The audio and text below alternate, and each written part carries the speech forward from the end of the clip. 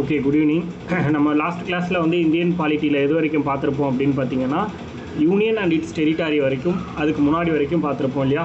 Like எது வரைக்கும் அப்படின்னா ப்ரீஆம்பிள் வரைக்கும் பார்த்துருப்போம். கரெக்டாக ப்ரீஆம்பிளில் என்னெல்லாம் கொடுத்துருக்காங்கிற வரைக்கும் நம்ம கம்ப்ளீட் பண்ணிட்டோம். இப்போ தான் நம்ம வந்து என்ன பண்ண போகிறோம்னா, கான்ஸ்டியூஷனோட ஒவ்வொரு பார்ட்டையும் நம்ம பிரித்து பார்க்க போகிறோம். ஸோ இன்றைக்கி நம்ம என்ன பார்க்குறோன்னா, யூனியன் அண்ட் இட்ஸ் டெரிட்டரி அப்படிங்கிற டாபிக் பார்க்க போகிறோம். யூனியன் அண்ட் இட்ஸ் டெரிட்டரி, அதை போட்டுக்கோங்க. Union and its territory. So இதில் தான் நம்ம வந்து என்ன பார்க்க போகிறோம் அப்படின்னு பார்த்தீங்கன்னா, ஆர்டிகல் 1 to 4 ஃபர்ஸ்ட் பார்ட் அதை தான் நம்ம பார்த்துருப்போம் இல்லையா? ஸோ ஆர்டிகல் 1லேருந்து 4 வரைக்கும் என்னெல்லாம் விஷயம் சொல்கிறாங்க, அந்த 4 ஆர்டிக்கல் இருக்கிறத வச்சு இதுக்கு எப்படி ஸ்டேட்ஸ் எல்லாம் உருவாக்கியிருக்காங்க அப்படிங்கிறத நம்ம பார்க்க போகிறோம். ஓகேவா? இப்போ union and its territory means ஒன்றியம் மற்றும் அதன் பிரதேசங்கள் அப்படின்னு தமிழில் வரும். அதையும் நோட் பண்ணிக்கோங்க, தமிழில் வேணாம். யூனியன் அண்ட் இட்ஸ் டெரிட்டரி, அதான் டாபிக். ஒன்றியம் மற்றும் அதன் பிரதேசங்கள் அப்படின்னு போட்டு நம்ம வந்து ஸ்டார்ட் பண்ணுறோம். ஸோ ஃபஸ்ட்டு இந்த கான்செப்ட் தான் வந்து நமக்கு வந்து பார்த்திங்கன்னா பார்ட் 1 மொத்தம் 25 பார்ட்டு, 22 பார்ட் இருந்து அது 25ஆக மாறி இருக்கும்.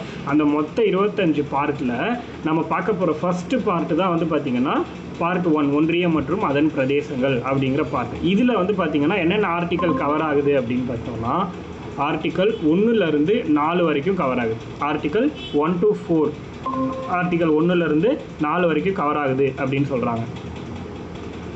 இந்த யூனியன் அண்ட் இட்ஸ் டெரிட்டரியில் இருக்கிற 4 ஆர்டிக்கலையும் 1 by 1 எதுக்காக அப்படிங்கிறத நம்ம பார்ப்போம். ஓகேவா? So article number 1, article number 1 எதை பற்றி பேசுது அப்படின்னா, India is India known as Bharat அப்படின்னு சொல்கிறாங்க. இந்தியா நன் ஆஸ் பாரத் அப்படின்னு ஒரு பேர், இந்தியாவுக்கு பாரத்னு ஒரு பேர் இருக்குது அப்படின்னு சொல்கிறது தான் ஆர்டிக்கல் 1. புரியுதா? இந்தியா நன் ஆஸ் பாரத், அதாவது பாரதம் என்று இந்தியா அழைக்கப்படும் அப்படின்னு எழுதிக்கலாம். பாரதம் என்றும் இந்தியா அழைக்கப்படும், இந்தியா நன் ஆஸ் பாரத் அப்படிங்கிறது ஆர்டிக்கல் 1ல் கொடுத்துருக்காங்க. அதே மாதிரி வேறு என்ன சொல்லலாம், ஒன்றியம் மற்றும் அதன் பிரதேசங்கள் அப்படிங்கிறதும் ஆர்டிக்கல் 1ல் சொல்லலாம்.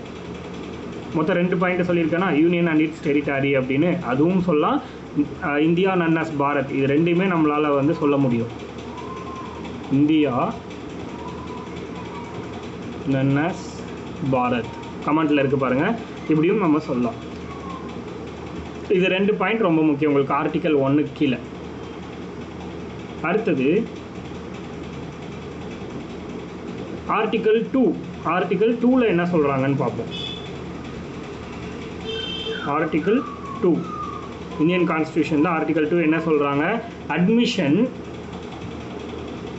Admission or establishment, admission or establishment of new state, admission or establishment of new state அப்படின்னு சொல்கிறாங்க. அதாவது ஒரு மாநிலத்தை புதுசாக உருவாக்குறதுக்கான ஆர்டிக்கல் தான் வந்து ஆர்டிக்கல் 2. கிளியராக எல்லாருக்கும்? அட்மிஷன்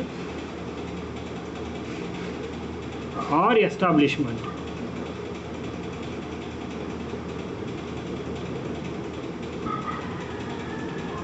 ஒரு புதிய மாநிலத்தை உருவாக்குறது,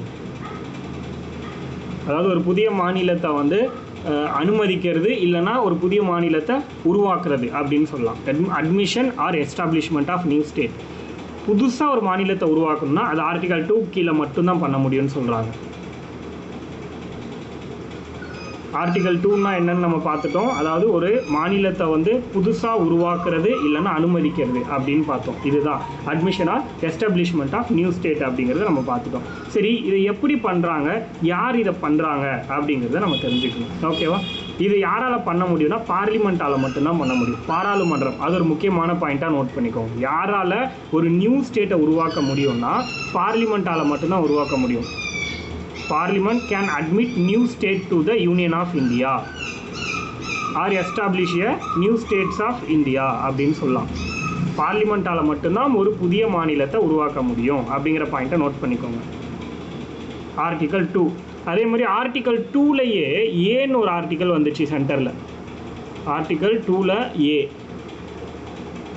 இது என்னென்னா சிக்கிம் அசோசியேஷன் அப்படின்னு சொல்லுவாங்க.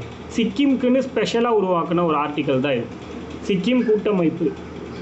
ஆனால் இப்போ அது கிடையாது, ரிப்பீல் பண்ணிட்டாங்க, அதை வந்து ரிமூவ் பண்ணிட்டாங்கன்னு சொல்கிறாங்க.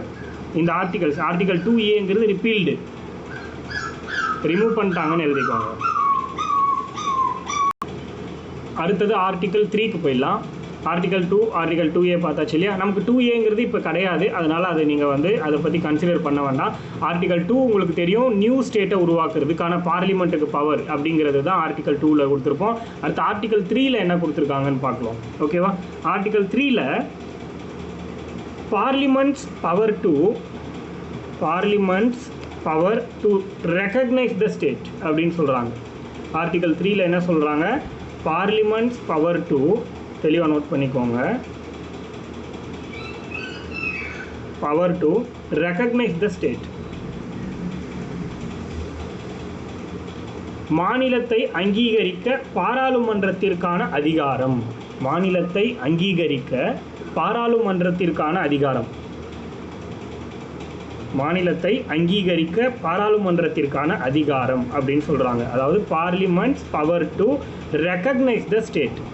அதாவது என்ன சொல்கிறாங்கன்னா, இந்த ஆர்டிகல் 3 படி ஒரு பார்லிமெண்ட்டால் என்ன பண்ண முடியும்னா, பார்லிமெண்ட் கேன், இந்த ஆர்டிகல் 2ம் 3 ரெண்டுமே வந்து யாரால் பண்ண முடியும்னா ஒன்லி பார்லிமெண்ட்டால் மட்டும்தான் பண்ண முடியும். ஓகேவா. கேன் டூ பார்லிமெண்ட் ஒன்லி, அந்த பாயிண்ட்டை தெளிவாக நோட் பண்ணிக்கோங்க. இப்போ 3rd ஆர்டிக்கலில் பார்லிமெண்ட்டால் என்னெல்லாம் பண்ண முடியும் அப்படின்னா, ஒரு புதிய மாநிலத்தை உருவாக்க முடியும். ஓகேவா. Parliament can form new state. அதாவது எஸ்டாப்ளிஷ்மெண்ட் அப்படின்னா ஆர்டிகல் 2, அட்மிஷன் ஆர் எஸ்டாப்ளிஷ்மெண்ட், புரியுதா. இந்த 2 வார்த்தைன்னா உங்களுக்கு வந்து ஆர்டிகல் 2 கீழே கொண்டு வந்துடுவாங்க. ஒரு புதிய மாநிலத்தை அட்மிட் பண்ணுறது, நிறுவுறது அப்படின்னாலோ இல்லை ஒரு புதிய மாநிலத்தை உருவாக்கணுன்னாலோ அது வந்து ஆர்டிகல் 2. ஆர்டிகல் 3 கீழே ஒரு புதிய மாநிலத்தை ஃபார்ம் பண்ணுறதுனா இணைக்கிறதுன்ற மாதிரி சொல்லலாம். ஒரு ஆல்ரெடி வந்து பவுண்ட்ரியில், இது உங்களுக்கு முழுசாக சொல்லி முடிக்கும்போது புரியும், தெளிவாக நோட் பண்ணிக்கோங்க. Parliament can form new state, ஒரு புதிய மாநிலத்தை உருவாக்குறது, அதையும் அந்த பாயிண்ட்டே கூட போட்டுக்கோங்க. Alter areas,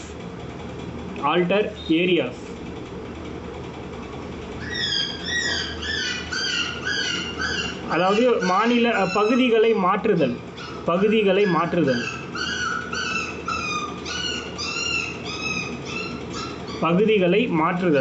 alter areas. அதாவது இந்த ஒன்றும் கன்ஃபியூஸ் ஆக வேண்டாம், நீங்கள் வந்து பார்லிமெண்ட் கேன் ஆல்டர் ஏரியாஸ் அந்த பாயிண்ட் மட்டும் எழுதிக்கோங்க, எல்லாம் நியூ ஸ்டேட்டுங்கிற பாயிண்ட் வேண்டாம். ஆல்டர் ஏரியாஸ், பவுண்டரிஸ், அதாவது பகுதிகளை மாற்றவும் எல்லைகளை மாற்றவும், boundaries, alter boundaries or names of existing states. அதாவது ஒரு மாநிலத்தோட பகுதிகளையோ இல்லை எல்லைகளையோ இல்லை அந்த மாநிலத்தோட பெயரையோ மாற்றணும்னா அதுக்கான ஆர்டிக்கல் தான் ஆர்டிக்கல் 3. புரியுதா. பார்லிமெண்ட்டுக்கான பவர், அதாவது ஒரு ஸ்டேட்டை ரெக்கக்னைஸ் பண்ணுறதுக்கான பவர். என்ன மாதிரியான ரெக்கக்னைஸ், அதாவது ஒரு ஸ்டேட்டோட ஏரியா பகுதிகளை மாற்றணுன்னாலோ இல்லை எல்லைகள் பவுண்ட்ரிஸை மாற்றணுன்னாலோ இல்லை ஒரு ஸ்டேட்டோட பேரை மாற்றணுன்னாலோ யாருக்கு அதிகாரம் இருக்குன்னா பார்லிமெண்ட்டுக்கு தான் அதிகாரம் இருக்குது. எந்த ஆர்டிக்கல் கீழேனா 3rd ஆர்டிக்கல். ஆர்டிக்கல் 2 கீழே என்ன இருக்குது, ஒரு புதிய மாநிலத்தை உருவாக்கணும் அப்படின்னா ஆர்டிக்கல் 2. ஆல்ரெடி இருக்கிற மாநிலத்துடைய எல்லைகளை பிரிக்கிறது, சேர்த்துறது, இந்த மாதிரியான வேலை, ப்ளஸ் வந்து ஒரு மாநிலத்தோட நேமை சேஞ்ச் பண்ணுறது, இந்த மாதிரியான வேலையெல்லாம் யார் பார்ப்பான்னா ஆர்டிக்கல் 3 பார்ப்பாங்க. இப்போ புரியுது ஆர்டிகல் 2க்கும் 3க்கும் உள்ள வித்தியாசம். அதே மாதிரி இப்போது ஆர்டிகல் 3 கீழே ஒரு ஸ்டேட்டோட நேம் மாற்றுறாங்க, இல்லை ஒரு ஸ்டேட்டோட பவுண்ட்ரிஸ் எல்லைகளை மாற்றுறாங்க, இல்லை அதோட பகுதிகளை மாற்றுறாங்க அப்படின்னா அதுக்கு கண்டிப்பாக ப்ரியாராக பிரசிடெண்ட்டுக்கிட்ட அவங்க பெர்மிஷன் வாங்கியிருக்கணும். புரியுதா. President recommendation is important. ஓகேவா. ஆர்டிகல் 3 பொறுத்த வரைக்கும் பிரசிடெண்ட் ரெக்கமெண்டேஷன் இம்பார்ட்டண்ட்டு போட்டுக்கோங்க. ஓகேவா. பிரசிடெண்ட் ரெக்கமெண்டேஷன் பண்ணால் மட்டும்தான் அதுக்கப்புறம் பார்லிமெண்ட்லேயே இன்ட்ரோடியூஸ் பண்ண முடியும். ஆஃப்டர் தட் கிளியராக ஆர்டிகல் 3 பொறுத்த வரைக்கும் ஒரு ஸ்டேட்டோட நேமை சேஞ்ச் பண்ணணும்னாலோ இல்லை ஒரு பவுண்ட்ரியோ இல்லை ஒரு ஏரியா எதை சேஞ்ச் பண்ணணும்னாலும் அதுக்கு பிரசிடென்ட்கிட்ட ஃபர்ஸ்ட் பர்மிஷன் வாங்கிடணும். அதுக்கப்புறம் தான் அந்த பாயிண்ட்டை தெளிவாக நோட் பண்ணிக்கோங்க. அதுக்கப்புறம் நெக்ஸ்ட்டு டு பிரசிடென்ட் சிக்னேச்சருக்கு அப்புறம் பார்லிமெண்ட்டுக்கு இதை பாஸ் பண்ணுறாங்க. பார்லிமெண்ட் லோக்சபா ராஜ்யசபா 2 பேரும் இதை பற்றி டிஸ்கஸ் பண்ணுறாங்க. டிஸ்கஸ் பண்ணிவிட்டு அதுக்கப்புறம் அந்த ஸ்டேட்டோடைய நேமோ இல்லை பவுண்ட்ரியோ இல்லை ஏரியாவையோ மாற்றுவாங்க. ஓகேவா? பட் ஆனால் இந்த விஷயத்தில் பிரசிடென்ட்டுக்கு ஒரு பவர் இருக்குது. என்ன பவர் அப்படின்னா, இப்போது நேராக இது பிரசிடென்ட் கைக்கு போகுது இல்லையா, இந்த ஸ்டேட்டோட நேமை வந்து மாற்ற போகிறோம் அப்படின்னு சொல்லிட்டு இவர் என்ன பண்ணலாம் அப்படின்னா, அந்த கன்சர்ன்ட் ஸ்டேட் இப்போ வந்து தமிழ்நாட்டோட பேரை வந்து மாற்ற போகிறோம் அப்படின்னா, இந்த இப்போ எக்ஸாம்பிளுக்கு அது கூட வேண்டாம், டெல்லியை இப்போ வந்து ஒரு பேர் மாற்ற போகிறதா சொல்லியிருக்காங்க. எத்தனை பேருக்கு தெரியும்? நியூஸில் வந்துச்சு. இந்த மகாபாரதமும் எதுலேயோ இருக்க மாதிரி ஒரு பேரை மாற்ற போகிறதா சொல்லியிருக்காங்க, டெல்லியோட பேரை. அப்போது அந்த மாதிரி டெல்லியை மாற்ற போகிறாங்கன்னா, இப்போ இதுக்கு வந்து ஏதோ ஒரு காமன் ஸ்டேட் வச்சுக்கோங்க டெல்லிங்கிறத விட, அதை வந்து என்ன பண்ண முடியும், பிரசிடென்ட் கைக்கு வந்து ஃபஸ்ட்டு போகுது. இப்போ பிரசிடென்ட் என்ன பண்ணுவார், இந்த மாதிரி உங்கள் ஸ்டேட்டோட நேமை வந்து நாங்கள் மாற்ற போகிறோம், இல்லை ஏரியாவை மாற்ற போகிறோம், இல்லை பவுண்ட்ரிஸை மாற்ற போகிறோம் அப்படின்னு சொல்லிட்டு அந்த ஸ்டேட்டுக்கு ஒரு கன்சென்ட் அனுப்புவார். புரியுதா? அந்த ஸ்டேட்டுக்கு இதை நீங்கள் வந்து ஒரு தடவை என்ன சொல்கிறது கன்சிடர் பண்ணுங்கள், நாங்கள் உங்களுக்கு அனுப்புகிறோன்னு பிரசிடென்ட் வந்து தன்னோட இது வந்து ஒரு அனுப்புவார். அவங்க அக்செப்ட் பண்ணுறாங்க பண்ணல அதை பற்றி பிரசிடென்ட்டுக்கு கவலையே கிடையாது. புரியுதா? அவர் ஜஸ்ட்டு ஒரு கன்சென்ட்டுக்காக அந்த மாநிலத்துக்கு அனுப்பலாம். ஆனால் மாநிலத்துடைய என்ன சொல்கிறது, இப்போ வேணாம் அப்படின்னு சொல்லிட்டாங்க, மாற்றக்கூடாதுன்னு சொன்னாலும் அது பிரசிடெண்ட்டை பவுண்ட் பண்ணாது அப்படின்னு சொல்கிறாங்க. தெளிவாக நோட் பண்ணிக்கோங்க. அந்த ஸ்டேட்டுக்கு குடியரசுத் தலைவரால் செய்தி அனுப்புகிறாங்க, ஆனாலும் அவங்களுடைய பதில் இவரை பவுண்ட் பண்ணாதுன்னு சொல்கிறாங்க. பதில் இவரை வந்து அது ஸ்டேட்டோட நேமை மாற்றுறதையோ இல்லை எல்லையை மாற்றுறதையோ தடுக்காது அப்படின்னு சொல்கிறாங்க. இது ஒரு முக்கியமான பாயிண்ட். கிளியரா? அடுத்தது இவர் வந்து அந்த ஸ்டேட்டுக்கு ஜஸ்ட் ஒரு இன்ஃபர்மேஷன் அனுப்பிட்டு உங்கள் ஸ்டேட்டோட நேமை மாற்ற போகிறோங்கிறத அனுப்பிட்டு அதுக்கப்புறம் என்ன பண்ணுவார் அப்படின்னா, நேராக பார்லிமெண்ட்டுக்கிட்ட அந்த இன்ஃபர்மேஷனை கன்ஃபர்மேஷன் கொடுத்து ஓகே பண்ணுவார். அப்புறம் பார்லிமெண்ட்டு டிஸ்கஸ் பண்ணுவாங்க, லோக்சபா தனியாக ராஜ்யசபா தனியாக டிஸ்கஸ் பண்ணி ஃபைனலாக அதை வந்து அதோட நேமை சேஞ்ச் பண்ணிடுவாங்க. அவ்வளோதான். அந்த ஸ்டேட்டுடைய அவங்க கொடுக்குற இது வந்து அக்செப்ட் பண்ணிக்க வேண்டாம், இந்த மாதிரி எந்த ஒரு விஷயமும் வந்து எடுத்துக்கணுங்கிற அவசியமே கிடையாது அப்படிங்கிறத சொல்கிறாங்க. அதே மாதிரி இப்போது இது ஸ்டேட்டை வந்து ஸ்டேட்டுடைய நேமையோ இல்லை எதையோ ஆல்டர் பண்ணோன்னா இந்த ப்ரொசீஜர். ஆனால் இப்போ நம்ம இந்தியாவில் வந்து 8 யூனியன் டெரிட்டாரி இருக்கு இல்லையா, யூனியன் பிரதேசங்கள். இந்த யூனியன் டெரிட்டாரியே நம்ம வந்து மாற்றணும் அப்படின்னா, இந்த இதோடைய எல்லைகளை மாற்றி அமைக்கணும் அப்படின்னா ஆர்டிகல் 3 கீழே அதுக்கான ப்ரொசீஜர் என்னென்னா, பார்லிமெண்ட்டில் டைரெக்டாக பண்ணிக்கலாம், பிரசிடெண்ட்டோட ரெஃபரன்ஸ் தேவையே கிடையாதுன்னு சொல்கிறாங்க. புரியுதா? யூனியன் டெரிட்டாரியில் பவுண்ட்ரிஸையோ நேமையோ சேஞ்ச் பண்ணணும் அப்படின்னா பிரசிடெண்ட் ரெஃபரன்ஸ் ஆர் அந்த யூனியன் டெரிட்டாரியோட ஒப்பீனியன் இது ரெண்டுமே தேவையில்லை, டைரெக்டாக பார்லிமெண்ட்டே முடிவு பண்ணிக்கலாம். புரியுதா? நோ பிரசிடென்ஷியல் ரெஃபரன்ஸ் இல்லை without presidential reference or UT opinion parliament can decide. தெளிவாக நோட் பண்ணிக்கோங்க. பார்லிமெண்ட்டால் பிரசிடெண்ட்டோடைய முன்னாடியே வந்து அவர்கிட்ட பெர்மிஷன் வாங்கணும்னு அவசியம் இல்லை. அதே மாதிரி என்னது அந்த யூனியன் டெரிட்டாரிக்கிட்ட போயிட்டு பெர்மிஷன் கேட்கணும்னு அவசியம் கிடையாது. டேரெக்டாக பார்லிமெண்ட்டே யூனியன் டெரிட்டாரியோட நேமையோ இல்லை எல்லைகளையோ மாற்றிக்க முடியும் அப்படின்னு சொல்கிறாங்க. இது ஒரு முக்கியமான பாயிண்ட் ஆர்டிகல் 3 கீழே. புரியுதா? இதுதான் ஆர்டிகல் 3. அடுத்தது ஆர்டிகல் 4.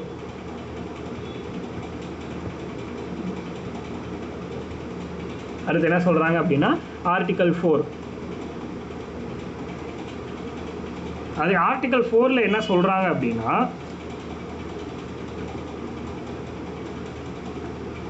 இந்த ஆர்டிகல் 2 and 3 இருக்கு இல்லையா, இது ரெண்டையும்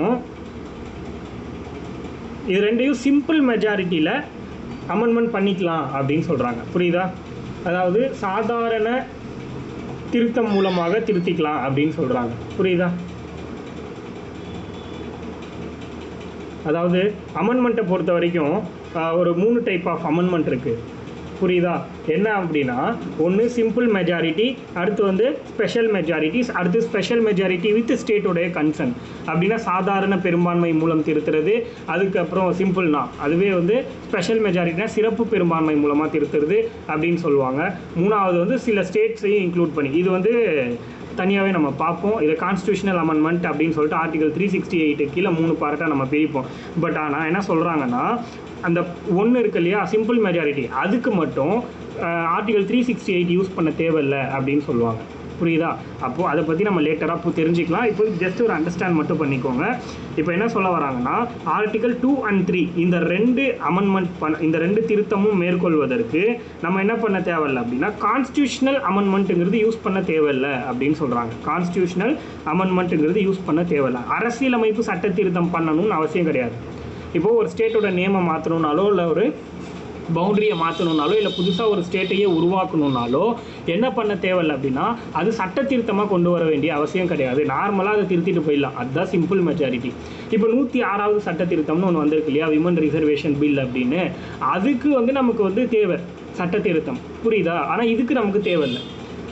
அதை தான் சொல்ல வராங்க. அப்போது not consider amendments under article 368 article 2 and 4 பொறுத்த வரைக்கும், சாரி ஆர்டிகல் 2 and 3 இந்த 2 ஆர்டிக்கலையும் நம்ம சிம்பிள் மெஜாரிட்டி சாதாரண பெரும்பான்மை மூலமாகவே திருத்தி கொள்ள முடியும் அப்படின்னு போட்டுக்கோங்க. சாதாரண பெரும்பான்மை மூலமாகவே.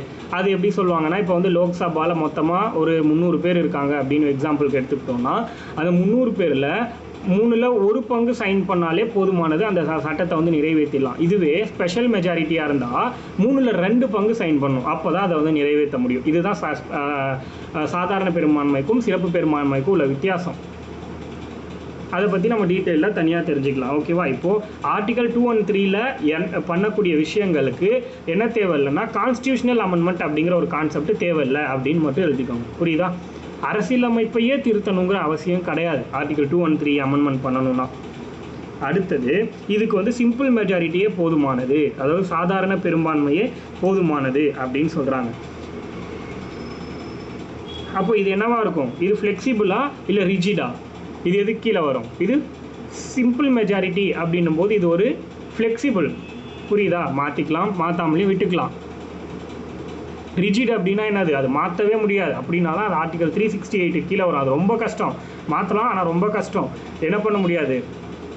லோக்சபாவில் ராஜ்யசபாவில் 3ல் 2 பேர்கிட்ட சைன் வாங்கணும், அதுக்கப்புறம் பிரசிடென்ட்டுக்கிட்ட சைன் வாங்கணும், அதுக்கப்புறம் ஸ்டேட் கிட்ட சில ஸ்டேட் கிட்ட கன்சென்ட் வாங்கணும். இப்படி நிறைய ப்ரொசீஜர் இருக்கும். அதுதான் ரிஜிடு. பட் இது ஃப்ளெக்சிபிள் அப்படின்னு சொல்கிறாங்க நமக்கு.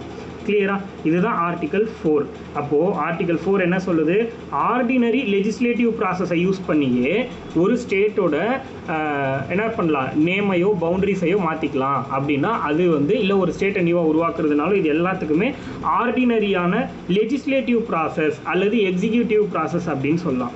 சாதாரணமான சட்ட திருத்தத்தின் மூலமாகவே இதனை திருத்திக் கொள்ளலாம் அப்படின்னு சொல்கிறாங்க. சாதாரண சட்ட திருத்தத்தின் மூலமே திருத்திக் கொள்ளலாம் அப்படி சொன்னால் அது ஆர்டிகல் 4. கிளியராக? ஆர்டிகல் 1 to 4ங்கிறது என்னத்தை சொல்லுதுங்கிறது கிளியராக இருக்கா? 1 என்ன, 2 என்ன, 3 என்ன, 4 என்னன்னு தெளிவாக இருக்கீங்களா? அடுத்து போயிடலாமா? இந்த 4 ஆர்டிக்கலை மட்டும்தான் ஃபஸ்ட்டு பார்ட்டில் நம்ம பார்க்க போகிறோம். அதுக்கு அடுத்து இதுக்கு கீழே இன்னும் நிறைய விஷயங்கள்லாம் நம்ம தெரிஞ்சுக்க போகிறோம். ஃபஸ்ட்டு எத்தனை ஸ்டேட் இருந்துச்சு, இப்போ எப்படி இத்தனை ஸ்டேட்டு இத்தனை யூனியன் டெரிட்டரி வந்துச்சு, எப்போ எது உருவாச்சு, என்ன ஆக்ட் கீழே வந்துச்சு அப்படின்னு நம்ம பார்ப்போம். இன்னும் நமக்கு இந்த கிளாஸ் அடுத்த கிளாஸ் ஃபுல்லாகவே இந்த ஒரு சாப்டருக்கே நமக்கு போதுமானதாக இருக்கும். ஏன்னா அவ்வளோ விஷயம் இருக்குது இந்த ஒரு சாப்டரில். ஏன்னா 28 ஸ்டேட்டும் 8 யூனியன் டெரிட்டரியும் எப்படி உருவாச்சு அப்படிங்கிறத நம்ம இந்த இது கீழே தான் நம்ம பார்க்க போகிறோம். புரியுதா? இதில் ஏதாச்சும் டவுட் இருக்கா? இப்போ பார்த்த வரைக்கும் ஆர்டிகல் 4 வரைக்கும் டவுட் இருந்துச்சுன்னா சொல்லுங்கள், இல்லைனா அப்படியே அடுத்தது மூவ் பண்ணிடலாம்.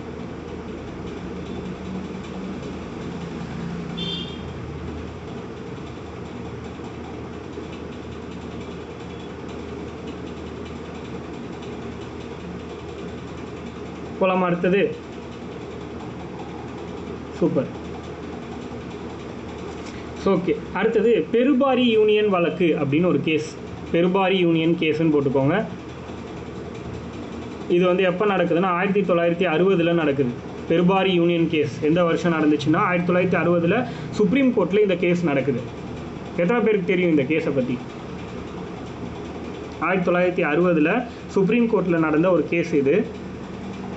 என்ன கேஸ் அப்படின்னா, பெருபாரிங்கிறது வெஸ்ட் பெங்கால் இருக்கு இல்லையா, மேற்கு வங்காளம் அப்படின்னு சொல்கிறோம்ல, அந்த மாநிலத்தில் இருந்த ஒரு பகுதியோட பேர் தான் பெருபாரி. இப்போது இந்த பகுதி யாருக்கு சொந்தம் அப்படிங்கிறது தான் பிரச்சனையே. ஏன்னா இப்போது அந்த வெஸ்ட் பெங்காலில் இப்போ பங்களாதேஷ்னு இருக்கு இல்லையா, வெஸ்ட் பெங்காலை ஒட்டி இருக்க வங்காளதேசம், அது ஃபஸ்ட்டு என்னவாக இருந்துச்சுன்னா ஈஸ்ட் பாகிஸ்தான் இருந்துச்சு. அதாவது என்னது கிழக்கு பாகிஸ்தான் அப்படின்னு இருந்துச்சு. மேற்கு பாகிஸ்தான்னா நமக்கு இந்த பக்கம் இருக்கிறது ஜம்மு பக்கத்துலலாம் இருக்குல்ல, அதுதான் மேற்கு பாகிஸ்தான் பஞ்சாப் பக்கத்தில்.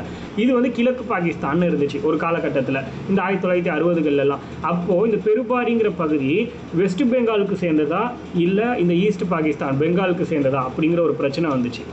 ஓகேவா? அந்த பிரச்சனை அப்போ தான் இந்த கேஸ் வந்து நடக்குது. அதுக்கு பேர் தான் பெருபாரி யூனியன் கேஸ்ன்னு சொல்கிறாங்க. என்ன கேஸ் இது அப்படின்னா, இப்போது இந்த பெருபாரிங்கிற பகுதியை முஸ்லீம்ஸ் அதிகமாக வாழ்கிறாங்களா இல்லை இந்துக்கள் அதிகமாக வாழ்கிறாங்களான்னு பார்த்து அதை வந்து யாருக்கு கொடுக்கணுங்கிறத முடிவு பண்ணுறாங்க. அதில் முக்கியமாக இன்னொரு விஷயத்த நோட் பண்ணுறாங்க. என்ன அப்படின்னா, இப்போது சில எல்லைகளை செக் பண்ணுறாங்க. இப்போது வெஸ்ட் பெங்காலுக்கும் இந்தியாவுக்கும் அந்த ஈஸ்ட் பாகிஸ்தானுக்கும் உள்ள எல்லைகளை செக் பண்ணும்போது அதிலிருந்து ஒரு சில பகுதியை பிரித்து அவங்களுக்கு நமக்கு அப்படிங்கிற மாதிரி வந்து பிரிப்பாங்க. அது இன்னொரு கேஸில் நம்ம வந்து டீட்டெயிலாக நம்ம பார்ப்போம். ஓகேவா? இப்போது என்னென்னா, நார்மலாக நமக்கு தெரியும் ஒரு ஸ்டேட்டு ஒரு யூனியன் டெரிட்டரி இந்தியாவுக்குள்ளே புதுசாக உருவாக்குறதோ இல்லை நேம் ஆல்டர் பண்ணுறதோ இது எல்லாத்துக்கும் என்ன ப்ரொசீஜர்னு இப்போ தான் பார்த்தோம். ஆர்டிகல் 2, 3 இதெல்லாம் நம்ம வந்து வச்சு பண்ணிக்கலான்னு பார்த்தோம். பட் ஆனால் இவங்க என்ன இப்போ சொல்ல வராங்கன்னா, வேற ஒரு நாட்டு கூட எல்லைகளில் நம்ம வந்து சேஞ்ச் பண்ண போகிறோம். இப்போ என்ன ப்ரொசீஜர், இதை வந்து தெளிவாக இல்லை கான்ஸ்டியூஷனில். புரியுதா? வேற ஒரு நாடு, ஏன்னா ஈஸ்ட் பாகிஸ்தானுங்கிறது வேற ஒரு நாடு நமக்கு, கரெக்டாக? அது கூட மேற்கு வங்காளம் ஒரு எல்லையை வந்து பகிர்ந்துக்கிட்டு இருக்கு. ஆனால் இப்போ இந்த இடத்துல பிரச்சனை வரக்கூடாது. அப்படி வந்தால் என்ன பண்ணுறது அப்படின்னு பார்க்கும்போது அந்த எல்லையை பிரிச்சாகணும். ஆனால் அந்த நாட்டுக்கு கொஞ்சமும் நம்ம நாட்டுக்கு கொஞ்சமும் வரணும். நம்ம நாட்டுக்குள்ளேன்னா இப்போ எந்த பிரச்சனையும் இல்லை. 2, 3 வச்சு நம்ம வந்து ஆர்டிகல் 2, 3 வச்சு முடிச்சிடலாம். இப்போ ஆனால் வேற ஒரு நாட்டு கூட அப்படின்னும் போது புதுசாக சுப்ரீம் கோர்ட்டில் ஒரு கேஸை போடுறாங்க. இந்த கேஸில் என்ன முடிவு பண்ணுறாங்க அப்படின்னா, வேற ஒரு நாட்டு கூட நம்ம எல்லையை மாற்றிக்கணும் அப்படின்னா அது கண்டிப்பாக கான்ஸ்டியூஷனல் அமெண்ட்மெண்ட் மூலம் மட்டும்தான் பண்ணணும் அப்படின்னு சொல்லிட்டாங்க. புரியுதா? பாராளுமன்றம் can not cede Indian territory to a foreign country அப்படின்னு சொல்லிட்டாங்க. புரியுதா?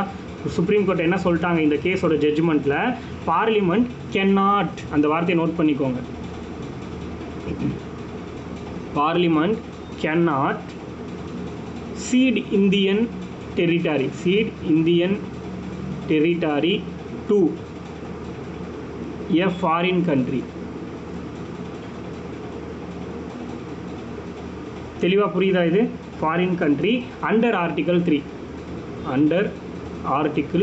இப்போ தான் இதை வந்து தெளிவுபடுத்துகிறாங்க. இந்த பெருபாரி யூனியன் கேஸ் மூலமாக தான் கிளியர் ஆகுது. ஏன்னா இப்போ பார்லிமெண்ட்டால் என்ன பண்ண முடியாது அப்படின்னா, இந்தியாவுடைய எல்லைகளை மற்ற நாடுகளுடைய எல்லை கூட சாதாரண சட்ட திருத்தத்தின் மூலமாக திருத்தம் பண்ணி கொடுத்துட முடியாது அப்படின்னு சொல்கிறாங்க. அதுக்கு ஆர்டிகல் 368 கான்ஸ்டிடியூஷனல் அமெண்ட்மெண்ட் அப்படிங்கிறது கண்டிப்பாக வேணும் அப்படின்னு சொல்கிறாங்க. அதாவது அரசியலமைப்பு சட்டத்தையே திருத்தணும். அப்போ தான் வந்து ஒரு நம்ம நாட்டுடைய எல்லையை அந்த நாட்டுக்கோ இல்லை அந்த நாட்டுடைய எல்லையை நம்ம நாட்டுக்கோ பகிர்ந்துக்க முடியும் அப்படின்னு சொல்கிறாங்க.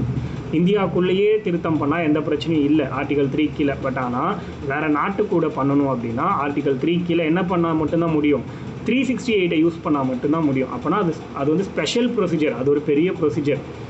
புரியுதா? ஒவ்வொரு அவையிலையும் 2/3 அப்படிங்கிற ரேஷியோவில் அவங்க வந்து மக்கள்கிட்ட சைன் வாங்கி, அதாவது பார்லிமெண்ட்டில் இருக்கக்கூடிய அவங்கக்கிட்ட சைன் வாங்கி அப்படி தான் பண்ண முடியும் அப்படின்னு சொல்கிறாங்க. அதுதான் ஆர்டிகல் 368 அமெண்ட்மெண்ட். அப்படி தான் இந்த பெருபாரி யூனியன் கேஸ் மூலமாக 9th அமெண்ட்மெண்ட் ஆக்ட் அப்படின்னு ஒன்று உருவாகுது. 9th கான்ஸ்டியூஷனல் அமெண்ட்மெண்ட்,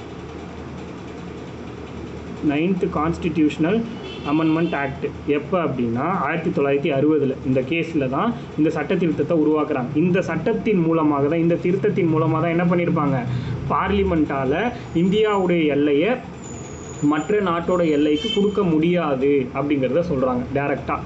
அது அரசியலமைப்பு சட்ட திருத்தத்தின் மூலமாக மட்டும்தான் வழங்க முடியும்.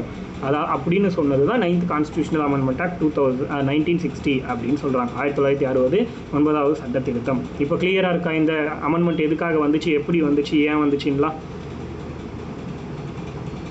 கிளியராக இருக்கா? ஸோ இதை என்ன பண்ணிக்கலாம்? Okay, super.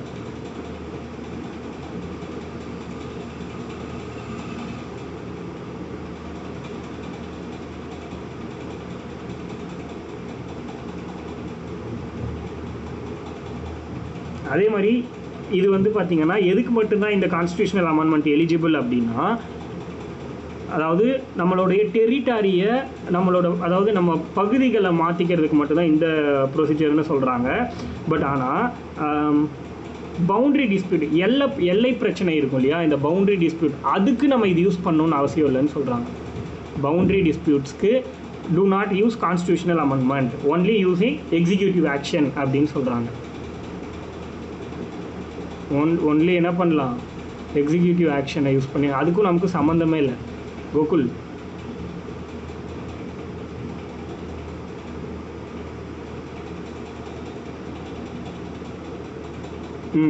பவுண்டரி டிஸ்பியூட்ஸ் எல்லை பிரச்சனை, புரியுதா? எல்லை பிரச்சனைக்கு நம்ம கான்ஸ்டியூஷனல் அமெண்ட்மெண்ட் யூஸ் பண்ண தேவையில்லை.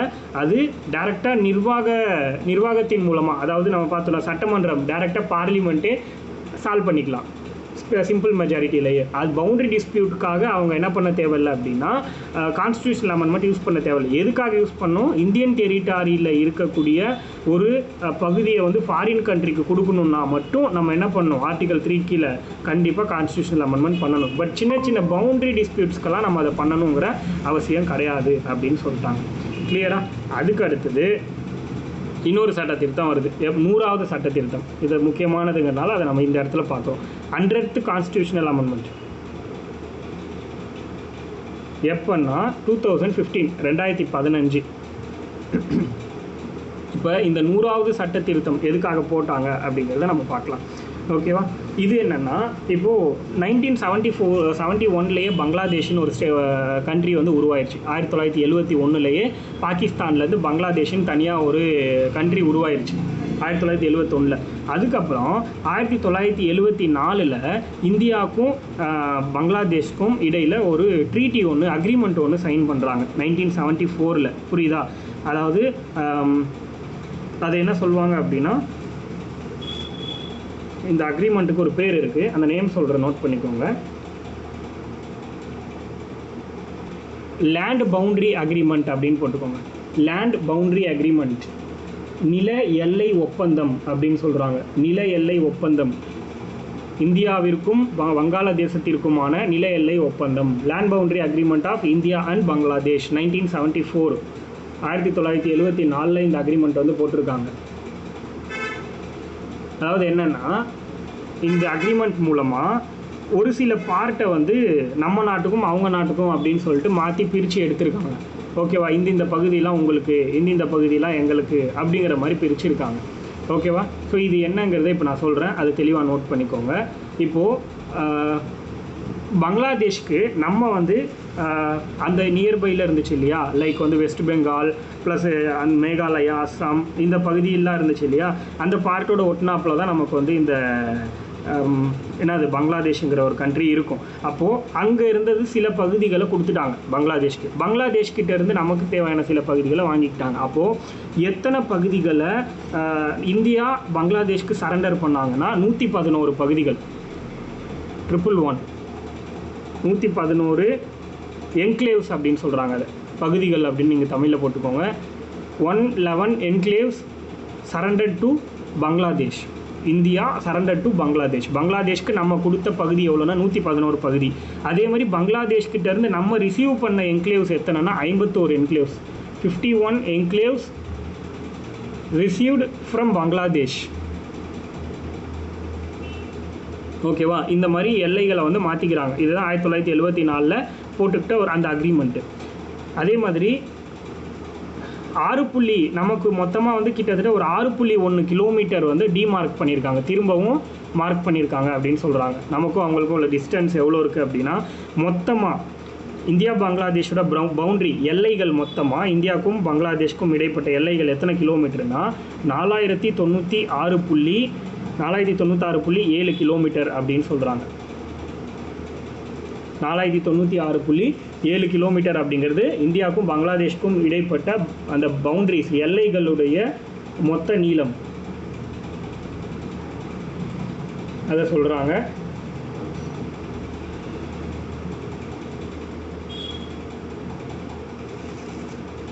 கிளியரா?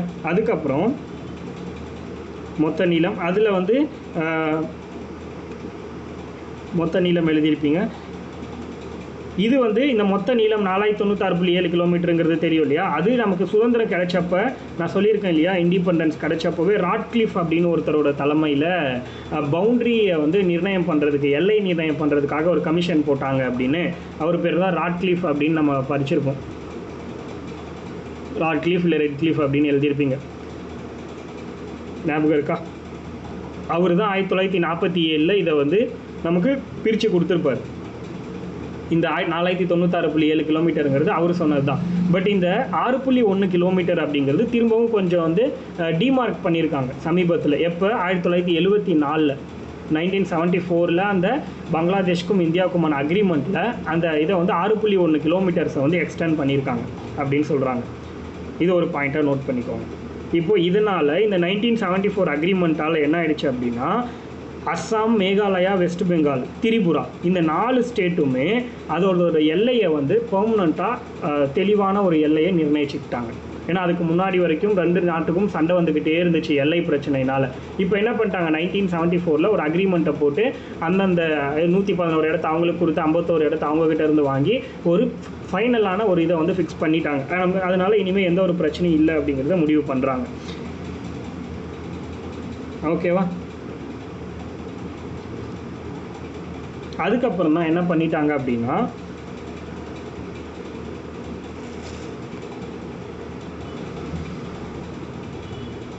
ஓகேவா, இப்போ 2015 அது பார்த்தோம் இல்லையா. இப்போ இது என்னென்னா 1974 ரிவைஸ்டு தான் வந்து இந்த 100th கான்ஸ்டியூஷனல் அமெண்ட்மெண்ட் அப்படின்னு சொல்கிறாங்க. 1974 போட்ட அக்ரிமெண்ட் இருந்துச்சு இல்லையா, அதை வந்து 2015 ரிவைஸ் பண்ணி போட்டிருக்காங்க அப்படிங்கிற மாதிரி சொல்கிறாங்க. கிளியராக? அதே இன்ஃபர்மேஷன் தான் நம்ம இந்த இடத்துல நம்ம பார்க்க போகிறோம், வேறு ஒன்றும் கிடையாது.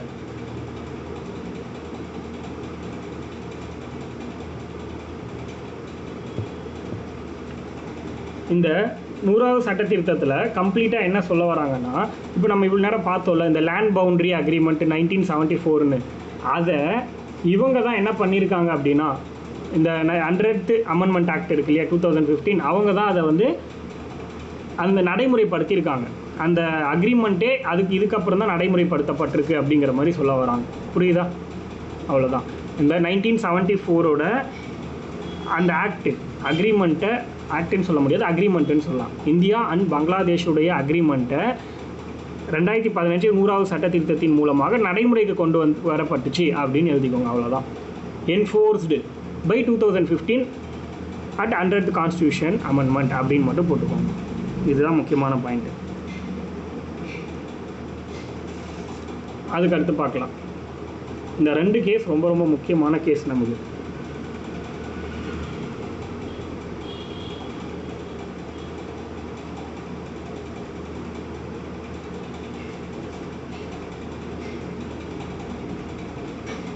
ஓகேவா? அடுத்தது இன்டகிரேஷன் ஆஃப் பிரின்ஸ்லி ஸ்டேட்ஸ் அப்படின்னு போட்டுக்கோங்க. இன்டகிரேஷன் ஆஃப் பிரின்ஸ்லி ஸ்டேட்ஸ், அதாவது தட் மீன்ஸ் என்ன சொல்லலாம்னா சுதேச மாகாணங்களின் ஒருங்கிணைப்பு அப்படிங்கிற டாபிக் பார்க்கலாம். இப்போ சுதேச மாகாணங்களின் ஒருங்கிணைப்பு.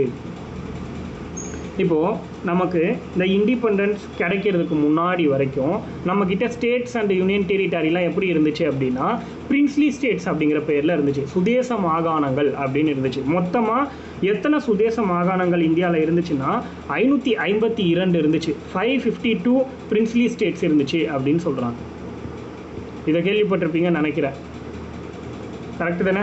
மொத்தமாக எத்தனை பிரின்சிபல் ஸ்டேட்ஸ் இருந்துச்சு அப்படின்னா, பிரின்ஸ்லினா அது ஒரு 552 இருந்துச்சு. இந்த 552ல் இண்டிபெண்டன்ஸ்க்கு அப்புறம் இந்தியா கூட ஜாயின் பண்ண சொல்லி கேட்குறாங்க. அப்படி கேட்கும்போது எல்லா பிரின்ஸ்லி ஸ்டேட்டுமே ஜாயின் பண்ணிட்டாங்க. எவ்வளோ பேர் அப்படின்னா 549 பிரின்ஸ்லி ஸ்டேட்ஸ் ஜாயின் பண்ணிட்டாங்க. 549 பிரின்ஸ்லி ஸ்டேட்ஸ் ஜாயின்டு. புரியுதா? 549 மாகாணங்களும் ஜாயின் பண்ணிட்டாங்க இந்தியா கூட. பட் ஆனால் மீதி இருந்த ஒரு 3 பேர் மட்டும் ஜாயின் பண்ணல. 3 ஸ்டேட்ஸ் மட்டும், 3 பிரின்ஸ்லி, அதாவது 3 சுதேச மாகாணங்கள் மட்டும் இந்தியா கூட ஜாயின் பண்ண விரும்பலை.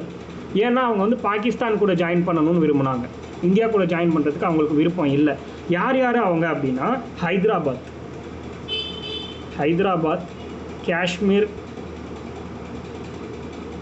அடுத்து ஜுனாகர், இவங்க 3 பேர் தான் இந்தியா கூட சேர்றதுக்கு விருப்பம் இல்லாமல் இருந்தவங்க 552. மீதி எல்லாருக்குமே அதுக்கு ஜாயின் பண்ணுறதுக்கு விருப்பம் இருந்துச்சு அப்படின்னு சொல்கிறாங்க. இவங்க 3 பேருக்கு மட்டும் விருப்பம் இல்லை.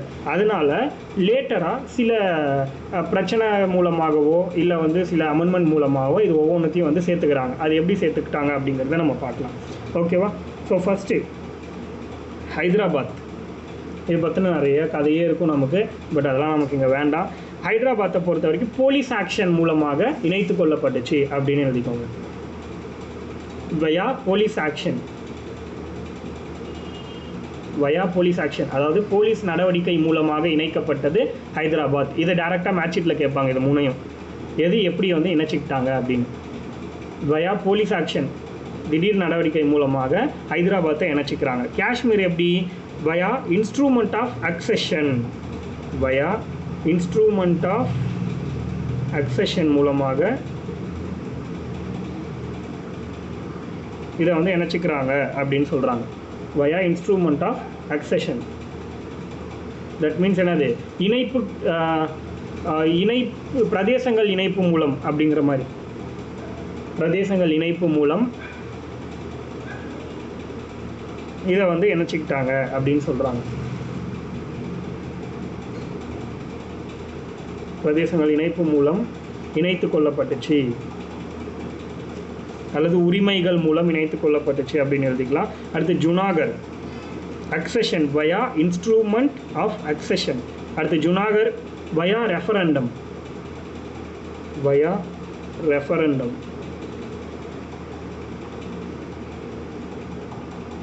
வாக்கெடுப்பு மூலமாக இணைத்து கொள்ளப்பட்டுச்சு. அதாவது இந்தியா கூட இவ்வளோ பேர் இணைகிறாங்க, பாகிஸ்தான் கூட எவ்வளோ பேர் இணைகிறாங்கன்னு ஓட்டிங் எடுத்து அது மூலமாக இந்தியா கூட இணைச்சிக்கிட்டாங்க. ஏன்னா இந்த மகாராஜாலாம் பார்த்தீங்கன்னா இந்த ஜுனாகரோட மகாராஜா ஜோத்பூர் அப்படின்லாம் சொல்லுவாங்க. இது வந்து அவருக்கு விருப்பம் இல்லை, பட் ஆனால் அவங்க மக்களுக்கு இந்தியா கூட இணையணுங்கிறது தான் விருப்பம். அதை வச்சு இவங்க வந்து ஜாயின் பண்ணிட்டாங்கன்னு சொல்கிறாங்க. ஸோ வயா ரெஃபரண்டம் மூலமாக ஜுனாகர் ஜாயின் பண்ணிடுச்சு அப்படின்னு சொல்கிறாங்க. ஸோ இந்த 3 பாயிண்ட்டுமே ரொம்ப முக்கியம். அதே மாதிரி தான் காஷ்மீரை பொறுத்த வரைக்கும் அங்கே இருந்த அந்த மன்னர் என்ன பண்ணியிருப்பார் அப்படின்னா பாகிஸ்தான் கூட தான் முழுக்க இணையணுங்கிற ஒரு ஆசையில் இருந்திருப்பார். பட் ஆனால் அவருக்கு பாகிஸ்தான் மூலமாகவே ஒரு பிரச்சனை வருதுன்னும் போது நேரு அவர்கள்கிட்ட வந்து ஹெல்ப் கேட்பாங்க. அந்த ஹெல்ப் அவர் பண்ணுறதுக்கு ஒத்துக்கிறாரு. பட் ஆனால் சில கண்டிஷன்ஸ் கொடுக்குறாரு, நீங்கள் வந்து இந்தியா கூட ஜாயின் பண்ணணும் அப்படின்னு. அப்போது அவர் அது ஓகே சொல்லிவிட்டு அதுக்கு அவரு ஒரு சில கண்டிஷன், நான் வந்து இந்தியா கூட இணைஞ்சாலும் எனக்கு தனியாக வந்து அரசியலமைப்பில் இடம் வேணும் அப்படின்னு கேட்கும்போது தான் இவங்க என்ன பண்ணியிருப்பாங்க அப்படின்னா இதை கொடுத்துருப்பாங்க. பட் சில இன்ஸ்ட்ரக்ஷன்ஸும் கொடுத்துருப்பாரு. என்ன அப்படின்னா இந்த நம்ம ஜம்மு காஷ்மீரை பொறுத்த வரைக்கும் யாருமே ஒரு லேண்ட் வாங்கணும்னா அது அந்த ஸ்டேட்டில் இருக்கிறவங்களால மட்டும்தான் பண்ண முடியணும். அந்த மாதிரி சில ரெக்குயர்மெண்ட்டையும் வச்சுருந்தார். அதையும் வந்து நேரு அக்செப்ட் பண்ணியிருப்பார். ஸோ ஜம்மு காஷ்மீரை இணைச்சாச்சு, ஹைதராபாத், ஜுனாகர் இது எல்லாத்தையும் இணைச்சாச்சு. அடுத்து என்ன பண்ணுறாங்க அப்படின்னா இப்போது இந்த டைமில் தான் பொட்டி ஸ்ரீராமுலுன்னு ஒருத்தர் போராட்டம் பண்ணுறாரு திடீர்னு சவுத்தில். அவர் தான் வந்து ஆந்திராவை சேர்ந்தவர், பொட்டி ஸ்ரீராமுலு அப்படிங்கிற ஒரு நபர். இவர் என்ன பண்ணுறாரு, அதாவது தெலுங்கு பேசுகிறவங்கள மட்டும் தனியாக பிரித்து ஒரு மாநிலமாக உருவாக்கணும், ஆந்திரான்ற ஒரு மாநிலத்தை உருவாக்கணும் அப்படின்னு சொல்லி போராட்டம் பண்ணி செத்து போயிடுறாரு.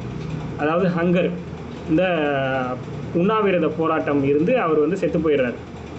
இப்போது இதனால் என்ன ஆயிடுச்சு அப்படின்னா நேருவால் லாங்குவேஜ் பேஸில் வந்து ஒரு ஸ்டேட்டை உருவாக்கணுங்கிற கட்டாயத்துக்கு போயிட்டார். ஆந்திராவை ஏன்னா அவர் இறந்து போயிட்டாருங்கிறனால அது ஒரு பெரிய இஷ்யூவாக இந்தியாவில் பேசப்பட்டுச்சு அந்த டைமில். அதனால் என்ன ஆகிடுச்சு, வேறு வழியே இல்லாமல் ஆந்திரான்னு ஒரு மாநிலத்தை உருவாக்கிடுறாங்க 1953. அப்போது லிங்க்யூஸ்டிக் பேஸ்டு ஒரு ஸ்டேட்டை வந்து ஃபஸ்ட்டு உருவாக்குனாங்க, மொழி அடிப்படையிலான ஒரு மாநிலத்தை முதல்ல உருவாக்குனாங்கன்னா அது ஆந்திர பிரதேஷ் தான். புரியுதா? After independence language based first ஒரு மாநிலத்தை உருவாக்குனாங்கன்னா அது ஆந்திர பிரதேஷ் அப்படிங்கிறது உங்களுக்கு தெரியணும்.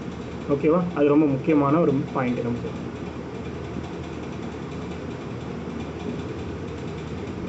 இப்போது அடுத்தது நம்ம வேறு என்ன பார்க்கலாம் அப்படின்னா மற்ற இதுக்கு கீழே வந்து இன்னும் நிறைய கமிட்டிஸ்லாம் போட்டிருப்பாங்க. அந்த கமிட்டிஸை பற்றியெல்லாம் நம்ம அடுத்தடுத்து பார்க்கலாம்.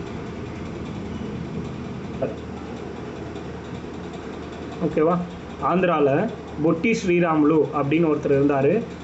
அவர் ஸ்டேட்காக உயிர் விட்டவர், அது 2வது. பட் ஆனால் முதல்ல மொழி அடிப்படையில் ஒவ்வொரு மாநிலத்தையும் பிரிக்கணும் அப்படின்னு சொல்லிட்டு ஒரு ஐடியாலஜியை இந்தியன் கவர்மெண்ட் கிட்ட கொண்டு வந்தது ஆந்திர பிரதேஷில் இருந்த இவர்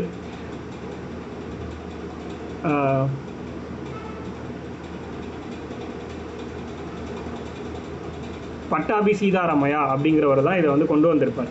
புரியுதா? மொழி அடிப்படையில் ஒவ்வொரு மாநிலத்தையும் பிரிக்கணும் அப்படின்னு கொண்டு வந்தது முதல். இந்த ஐடியாலஜி யாரோடது அப்படின்னா, முதல்ல சொன்னதாக இருந்தாலும் இந்த ஐடியாலஜியை கொண்டு வந்ததாக இருந்தாலும் அது இந்த ஒரே ஒருத்தரோடது தான். ஓகேவா? பட்டாபி சீதாராமையா அப்படின்னு சொல்கிறோம். ஓகே, அதுக்கப்புறம் அவர் தலைமையிலே கமிட்டியும் போட்டிருப்பாங்க, அதை நம்ம பார்க்கலாம். ஸோ ஃபஸ்ட்டு லாங்குவேஜ் பேஸ்டு ஒரு மாநிலத்தை மொழி அடிப்படையில் பிரிக்கலாமா வேணாவா அப்படிங்கிற ஒரு டெசிஷனுக்காக தார் அப்படின்னு ஒரு கமிஷன் போடுறாங்க. தார் கமிஷன் அப்படின்னு சொல்கிறாங்க. அது புரியுதா? ஏன் தார் கமிஷன்னா, அந்த கமிஷனோட சேர்மன் பேர் தார் அப்படின்னு நம்ம சொல்கிறோம். அதனால் அந்த கமிஷனோட பேர் தார் அப்படின்னு சொல்கிறாங்க. எஸ்கே தார் அப்படின்னு போட்டுக்கோங்க. அதோட சேர்மன் யாருன்னா எஸ்கே தார். எதுக்காக இந்த கமிட்டி போடுறாங்க அப்படின்னா, லிங்குவிஸ்டிக் பேசிஸில் மொழி அடிப்படையிலான மாநிலங்களை பிரிப்பதற்காக போடப்பட்ட ஒரு committee. Reorganisation of states on linguistic basis. இது எப்போ இந்த கமிட்டி போடுறாங்க அப்படின்னா, ஓகே ரீஆர்கனைசேஷன் ஆஃப்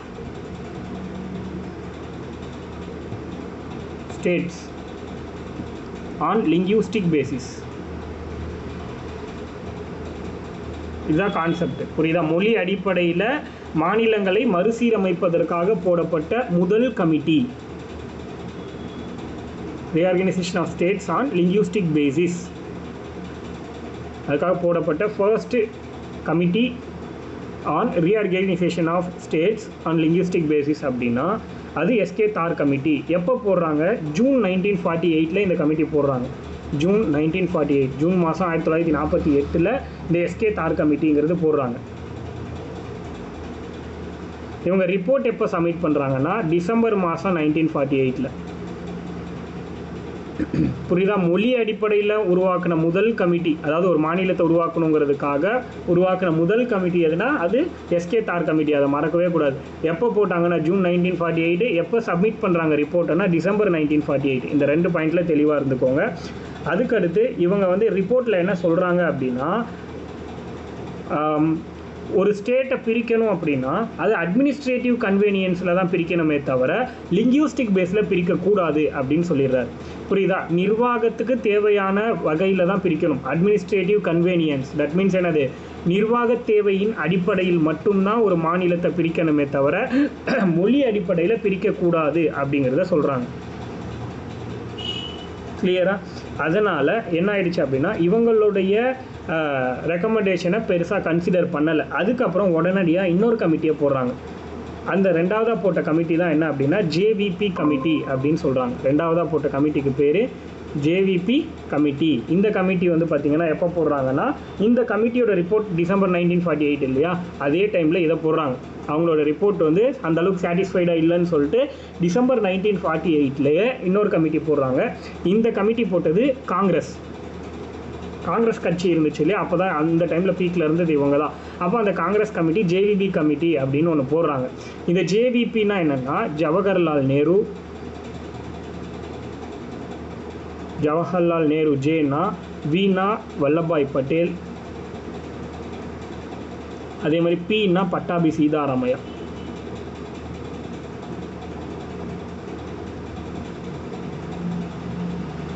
இவங்க 3 பேரோட தலைமையில் போட்ட கமிட்டி தான் ஜேவிபி கமிட்டி. டிசம்பர் 1948 இந்த கமிட்டியை போடுறாங்க. இவங்களோட ரிப்போர்ட் எப்போ சப்மிட் பண்ணுறாங்கன்னா ஏப்ரல் 1949 சப்மிட் பண்ணுறாங்க. ஏப்ரல் 1949 ரிப்போர்ட் சப்மிட் பண்ணுறாங்க. புரியுதா? ஏப்ரல் 1949 இவங்களோட ஜேவிபி கமிட்டியோட ரிப்போர்ட் சப்மிட் பண்ணுறாங்க. பட் இவங்களும் என்ன பண்ணிடுறாங்க அப்படின்னா லாங்குவேஜை பேஸ் பண்ணி ஒரு ஸ்டேட்டை பிரிக்கணும் அப்படிங்கிற ஒரு கான்செப்டை ரிஜெக்ட் பண்ணிடுறாங்க. மொழி அடிப்படையிலான மாகாணங்களை பிரிக்கிறத இவங்க என்ன பண்ணிடுறாங்க, இவங்களும் ரிஜெக்ட் பண்ணிடுறாங்க அப்படிங்கிறத எழுதிக்கோங்க. மொழி அடிப்படையில் மாநிலங்கள் பிரிப்பதை நிராகரிச்சிட்டாங்க அப்படின்னு போட்டுக்கோங்க. அப்போ இந்த கமிட்டியும் நிராகரிச்சிட்டாங்க. இந்த டைமில் தான் 1949 நிராகரிக்கிறாங்க அப்படின்னு நம்ம பார்த்தோம் இல்லையா. ஸோ 1950 ஸ்டேட்ஸை வந்து ஒரு 4 பார்ட்டாக பிரிக்கிறாங்க. Part A, part B, part C, part D அப்படின்னு இந்தியாவை வந்து 4 பிரிக்கிறாங்க. அது வந்து 1950s. 1953 இப்போ 1949 வரைக்கும் எதுவும் நடக்கலை. அப்போ லாங்குவேஜ் பேஸில் பிரிக்கக்கூடாதுன்னு தான் எல்லோரும் சொல்கிறாங்க. இப்போ 1953 என்ன ஆகுது அப்படின்னா, கவர்மெண்ட்டு ஃபோர்ஸ் பண்ணி மொழி அடிப்படையில் ஒரு ஸ்டேட்டை உருவாக்கணுங்கிற கட்டாயத்துக்கு வராங்க. காரணம் என்னென்னா, இங்கே தான் வந்து அவர் வந்து இறந்து போகிறார். யார்? பொட்டி ஸ்ரீராமுலுங்கிறவர் அக்டோபர் 1953 இறந்து போகிறார். அக்டோபர் 1953 பொட்டி ஸ்ரீராமுலு அப்படிங்கிறவர் இறந்து போகிறார். பொட்டி ஸ்ரீராமுலு அக்டோபர் 1953 கிட்டத்தட்ட 2 மாதம் போராட்டம் பண்ணி ஆகஸ்ட்லேருந்து போராட்டம் பண்ணுவார். செப்டம்பர் அக்டோபரில் இறந்து போயிடுறாரு. 1953 அக்டோபரில் பொட்டி ஸ்ரீராமுலு இறந்து போயிடுறாரு. எதுக்காக அப்படின்னா, ஆந்திர பிரதேஷ் அப்படின்னு ஒரு ஸ்டேட்டை எங்கேருந்து, மெட்ராஸ்லேருந்து, மெட்ராஸோட சேர்ந்து தான் இருந்துச்சு அப்போ ஆந்திராங்கிறது. அந்த மெட்ராஸ் ஸ்டேட்லேருந்து மதராஸ் மாநிலத்திலேருந்து தெலுங்கு பேசுகிறவங்கள மட்டும் பிரித்து ஆந்திர பிரதேஷ் அப்படின்னு ஒரு மாநிலமாக உருவாக்கணும் அப்படின்னு சொல்லிட்டு அவர் வந்து சொல்லி போராட்டம் பண்ணி இறந்தும் போயிடுறாரு. அதனால் வேறு வழியே இல்லாமல் ஆந்திராங்கிற ஒரு ஸ்டேட்டை முதல்ல உருவாக்கிட்டாங்க. 1953 உருவாக்கிடுறாங்க. 1953 நேரு என்ன பண்ணிடுறாரு அப்படின்னா, ஆந்திர பிரதேஷ் அப்படின்னு ஒரு ஸ்டேட்டை லாங்குவேஜ் பேஸில் உருவாக்கிட்டாங்க. அதனால தான் சொல்கிறாங்க forced to create the first linguistic ஸ்டேட்னு. அப்புறம் மொழி அடிப்படையிலான முதல் மாநிலம் இந்தியாவில் எதுனா ஆந்திர பிரதேஷ் அப்படிங்கிறது தெரியணும். 56 நாட்கள் மொத்தமாக வந்து ஹங்கர் ஸ்ட்ரைக் பண்ணியிருக்காரு. 56 days போராட்டம் பண்ணி இறந்துருக்காரு, உண்ணாவிரத போராட்டம். இதுக்கப்புறம் தான் அடுத்த கமிட்டி ஒன்று போடுறாங்க.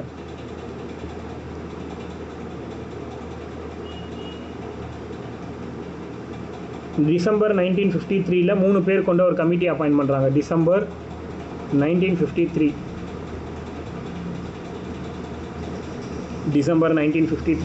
ஒரு 3 மெம்பர் கமிட்டி,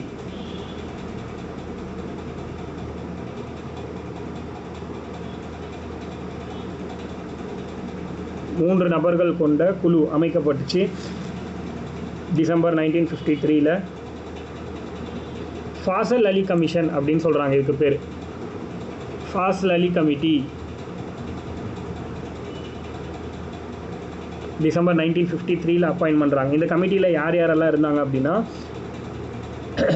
ஃபாசல் அலிங்கிறவர், அவர் தான் சேர்மன். ஃபசல் அலிங்கிறவர் சேர்மனு. அதுக்கடுத்து கேஎம்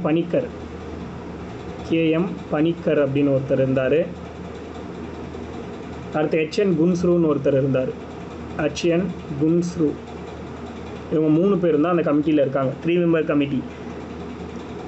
இந்த 3 பேரும் இது வரைக்கும் 2 கமிட்டி போட்டு எல்லாம் பண்ணாங்க இல்லையா, அது இவர் இறந்து போனது, இது எல்லாத்தையும் பற்றி என்னென்ன வகையான கொஷின்ஸ் வருமோ எல்லாத்தையும் ரீஎக்ஸாமைன் பண்ணுறாங்க. இவங்க 3 பேரும் சேர்ந்து இந்த கமிட்டியில் ரீஎக்ஸாமைன் பண்ணி செப்டம்பர் 1955 ஒரு ரிப்போர்ட் சப்மிட் பண்ணுறாங்க. செப்டம்பர் 1955. டிசம்பர் 1953 போடப்பட்ட கமிட்டி செப்டம்பர் 1955 2 வருஷம் கழித்து ஒரு முடிவுக்கு வராங்க. ரிப்போர்ட் சப்மிட் பண்ணுறாங்க செப்டம்பர் 1955. ஆனால் இவங்க என்ன சொல்லிட்டாங்க அப்படின்னா, language as the basis of reorganisation of states அப்படிங்கிறத அக்செப்ட் பண்ணிட்டாங்க. இதுதான் இவங்க கொடுத்த பாயிண்ட்டு. புரியுதா? மொழி அடிப்படையிலான மாநிலங்கள் பிரிப்பு அப்படிங்கிறது என்னது, ஏற்றுக்கொள்ளப்பட்டது அப்படின்னு சொல்கிறாங்க. யாரோடைய கமிட்டியின் அடிப்படையில் ஏற்றுக்கொள்ளப்பட்டுச்சு அப்படின்னா, ஃபாசல் அலி கமிட்டி. மொழி அடிப்படையிலான மாநிலங்கள் பிரிப்புங்கிறது ஏற்றுக்கொள்ளப்பட்டுச்சு அப்படிங்கிறத நோட் பண்ணிக்கோங்க. இந்த இடத்துல ஏற்றுக்கிட்டாங்க தான். ஆனால் ஒரு விஷயத்தை இவங்க நிராகரிக்கிறாங்க. என்ன அப்படின்னா, 1 language 1 state அப்படிங்கிற கான்செப்டை இவங்க நிராகரிக்கிறாங்க. 1 language 1 state அப்படின்னு ஒரு கான்செப்டை மட்டும், ஒரு மாநிலம் ஒரு மொழி கொள்கை, இந்த கான்செப்டை மட்டும் நிராகரிச்சிட்டாங்க. லாங்குவேஜ் பேசிஸில் ஒரு ஸ்டேட்டை பிரிக்கலாங்கிறத அக்செப்ட் பண்ணிட்டாங்க. ஆனால் அந்த லாங்குவேஜ் பேசுகிறவங்க மட்டும்தான் அங்கே இருக்கணும் அப்படிங்கிற கான்செப்டை ரிஜெக்ட் பண்ணுறாங்க. புரியுதா? 1 language 1 state அப்படிங்கிறத மட்டும் ரிஜெக்ட் பண்ணுறாங்க. அதுக்கடுத்து ஒரு சில ஃபேக்டர்ஸை இவங்க வந்து கண்டுபிடிக்கிறாங்க. ஒரு ஸ்டேட்டை ரீஆர்கனைசேஷன் பண்ணணும் அப்படின்னா அதுக்கு இந்த மாதிரி எல்லாம் நீங்கள் வந்து ஃபாலோ பண்ணுங்கள் அப்படின்னு சொல்லி ஒரு சில விஷயத்தையும் சொல்கிறாங்க. அந்தளவுக்கு நமக்கு டீட்டெயில்டாக தேவையில்ல, இவ்வளோ தெரிஞ்சது அப்படின்னாலே போதும். ஸோ அதுக்கப்புறம் தான் 1956 ஒரு சட்டமும் கொண்டு வராங்க. ஸ்டேட் ரீஆர்கனைசேஷன் ஆக்ட் அப்படின்னு ஒரு சட்டத்தை கொண்டு வராங்க. மாநில மறுசீரமைப்பு சட்டம் அப்படின்னு ஒன்று எப்போ கொண்டு வராங்கன்னா 1956 இந்த சட்டம் போட்டதுக்கு அப்புறம் தான் என்ன பண்ணியிருக்காங்க, மொழி அடிப்படையில் ஒவ்வொரு ஸ்டேட்டாக பிரித்து யூனியன் டெரிட்டரியெலாம் பிரித்து ஒரு ஸ்டேஜஸ்க்கு பர்ஃபெக்டாக ஒரு இதை வந்து கொண்டு வந்து உருவாக்கியிருக்காங்க. ஸோ மொத்தமாக அப்படின்னு பார்க்கும்போது இந்த சட்டம் போட்டதுக்கப்புறம் ஸ்டேட் ரீஆர்கனைசேஷன் ஆக்ட் மாநில மறுசீரமைப்பு சட்டம் 1956 போட்டதுக்கப்புறம் மொத்தமாக 14 ஸ்டேட்ஸ் இருந்துச்சு.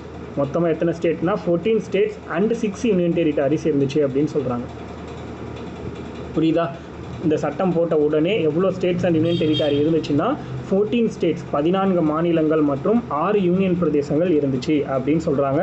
அதுக்கப்புறம் ஒவ்வொன்றா உருவாச்சு அப்படிங்கிறதையும் கொடுத்துருப்பாங்க நமக்கு. ஓகேவா?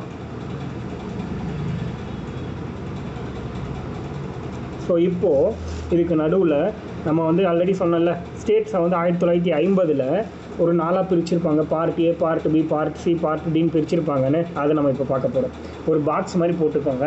பார்ட் ஏல என்னென்ன ஸ்டேட்ஸ் இருக்குன்றதை அந்த பாக்ஸில் எழுதிக்கோங்க. அடுத்து பார்ட் பியில் சொல்கிறதெல்லாம் எழுதிக்கோங்க. அடுத்து part C, part D, states in part A, states in part B, states in part C, states in territories in part D லாஸ்ட்டாக. ஏன்னா இது லாஸ்ட் குரூப் 4ல் கேட்டிருந்தாங்க இந்த கேள்வி. அந்த குரூப் 4 எழுதியிருந்தவங்களுக்கு தெரிஞ்சிருக்கும் இந்த கொஷினை பற்றி. டெரிட்டரிஸ் அதாவது மாகாணங்கள், அது இந்தியாவுடைய எல்லைகள் 1950 படி அப்படின்னு போட்டுக்கோங்க. ஸ்டேட்ஸ் இன் ஏக்கு கீழே என்னெல்லாம் வருதுன்னு சொல்கிறேன் பாருங்கள். அஸ்ஸாம், ஏக்கு கீழே அஸ்ஸாம், பீகார், கமெண்டில் போடுறேன். Part A states in part ஏக்கு கீழே இருக்கக்கூடிய மாநிலங்கள் அஸ்ஸாம், பீகார், பாம்பேனா ப்ரெசன்ட் மும்பை. அடுத்து 4வது மத்திய பிரதேஷ்.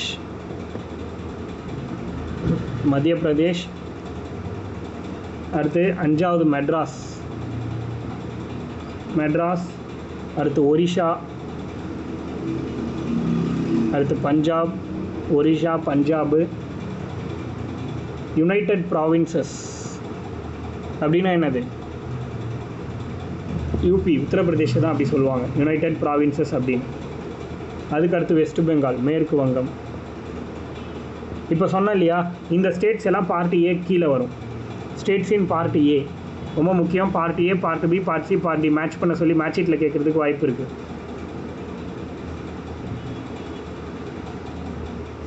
புரியுதா? மேட்ச் ஷீட்டில் கேட்டால் உங்களுக்கு கரெக்டாக எழுத தெரியணும், அதுதான் ரொம்ப முக்கியம். அடுத்தது பார்ட் பி பார்க்கலாம். பார்ட் ஏ முடிச்சிட்டிங்கன்னா பார்ட் பி கீழே ஸ்டேட்ஸ் இன் பார்ட் பி, அதில் வந்து ஹைதராபாத், ஜம்மு அண்ட் காஷ்மீர்,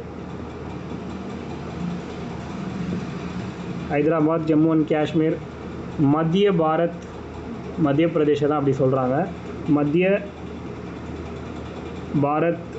அடுத்து மைசூருங்கிறது இப்போ கர்நாடகான்னு சொல்கிறோம் நம்ம, பட் அப்போ அதுக்கு வந்து மைசூர் மாநிலம் அப்படின்னு தான் இருந்துச்சு. மைசூரு,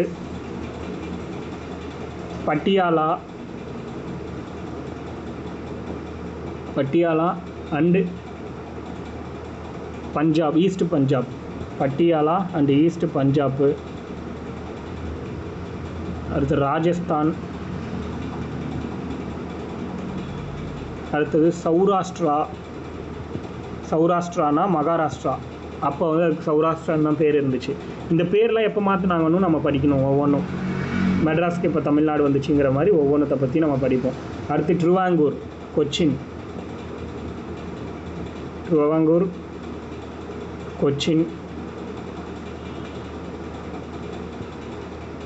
அடுத்து விந்திய பிரதேஷ்.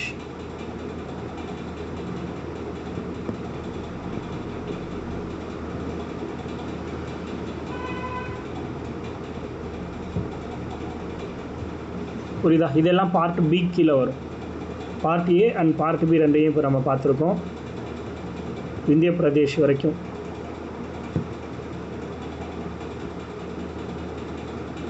அடுத்தது பார்ட் சி பார்க்குறோம். பார்ட் பி வரைக்கும் முடிச்சிட்டிங்களா?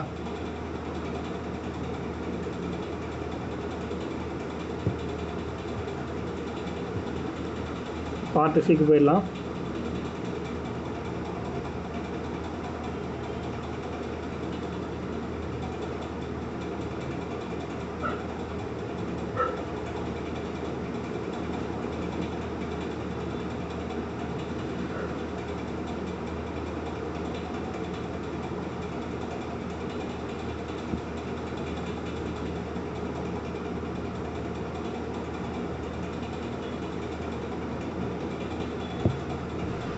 இந்த விந்திய பிரதேஷ்ங்கிறது என்னென்னா மத்திய பிரதேஷுக்கு தனியாக இருந்தது. பட் ஆனால் இப்போ மத்திய பிரதேஷில் மெர்ஜ் பண்ணிட்டாங்கன்னு சொல்கிறாங்க. விந்திய பிரதேஷ் அப்படிங்கிறத விந்திய பிரதேஷும் மத்திய பிரதேஷையும் ஒன்றா மெர்ஜ் பண்ணிட்டாங்க அப்படிங்கிறத சொல்கிறாங்க. ஓகேவா? அதுக்கடுத்து ஸ்டேட்ஸிங் பார்ட் சி. பார்ட் சியில் என்னெல்லாம் இருக்குன்னா அஜ்மீர். பார்ட் சியில் ஃபஸ்ட்டு வந்து அஜ்மீர், ரெண்டாவது போபால், அஜ்மீர் போபால், அடுத்து பிலாஸ்பூர், அஜ்மீர் போபால் பிலாஸ்பூர்,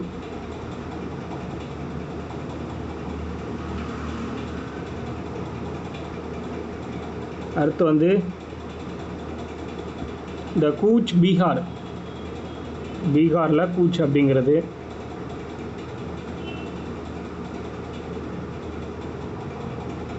அது வந்து பெஹார் அப்படின்னு சொல்கிறாங்க. அதை பீகார்னு சொல்லாமல் பெகார்னு சொல்கிறாங்க. BEHAR, BEHARனா பெஹார் அப்படிங்கிற மாதிரி சொல்கிறாங்க.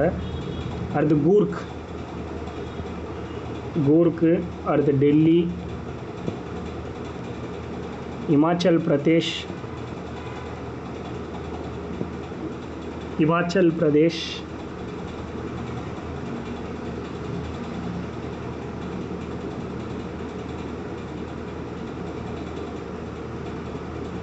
இமாச்சல் பிரதேஷ்க்கு அப்புறம் கட்சின்னு ஒன்று இருக்கு இல்லையா,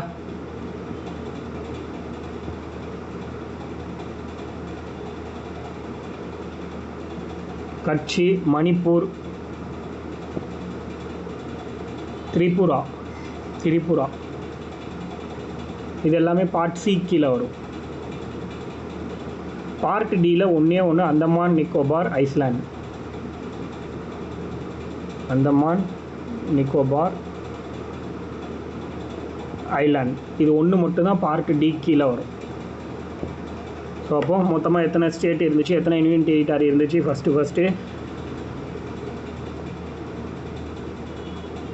how many states and union டெரிட்டரின்னு கேட்டால் எத்தனை எழுதுவீங்க?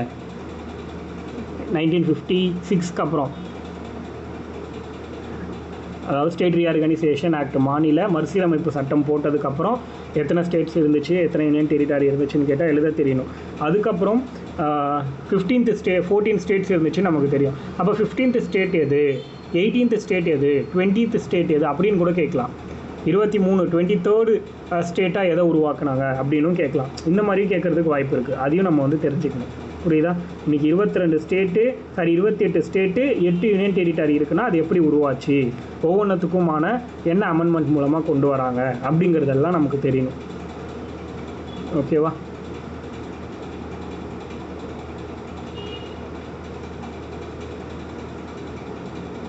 சிலது வந்து ஒவ்வொன்றுத்துக்கும் ஒரு சட்ட திருத்தம் இருக்கும். அதாவது வந்து இப்போ எக்ஸாம்பிள் அஸ்ஸாமில் வந்து ஒரு ஸ்டேட்டை பிரிக்கிறாங்கன்னா ஆல்ட்ரேஷன் ஆஃப் பவுண்ட்ரிஸ் ஆக்ட் அப்படின்னு ஒன்று கொண்டு வந்திருப்பாங்க. Assam alteration of boundaries act Assam அப்படின்னு ஒன்று. அதே ஆந்திர பிரதேஷ் ஆக்ட்னா 1953, அது நமக்கே தெரியும். அது மாதிரி ஒவ்வொன்றுத்துக்கும் ஒரு சட்டம் அப்படிங்கிறது நமக்கு இருக்கும். கிளியராக அதை வச்சு தான் நம்ம வந்து பார்ப்போம்.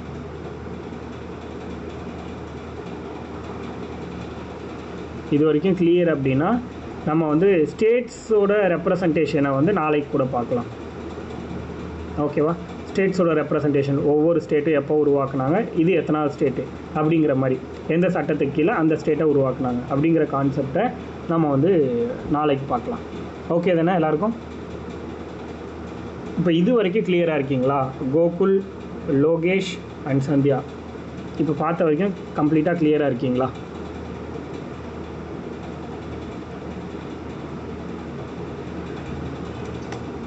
இதுக்கப்புறம் ஒவ்வொரு சட்டமும் எந்த வருஷம் எந்த ஸ்டேட்டு எத்தனாவதாக உருவாக்குனாங்க அப்படிங்கிற கான்செப்டில் நம்ம பார்க்க போகிறோம்.